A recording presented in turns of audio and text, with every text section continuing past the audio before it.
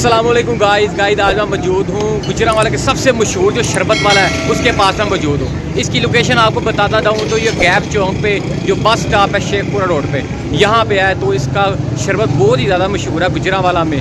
तो ये इसकी लोकेशन आपको मैंने बता दिया। तो आइए पहले दुकान वाले के पास चलते हैं और देखते हैं ये शरबत कैसे बनाता है और कैसे तैयार करता है। अस्सलामुअलैकुम भाईजान, क्या हाल चाल है? तो क्या आप शरबत लगा रहे हैं? तो ये आपका बहुत ही मशहूर शरबत है। तो क्या क्या डालते हैं इसके अंदर? नींबू है, संदल है और तो ये आपका एड्रेस कहाँ पे है? गैप चौक बैंक के सामने। तो अभी एक शरबत लगा के दिखाएं ज़रा गाइस। ये भाईजान अभी एक शरबत लगा रहे हैं।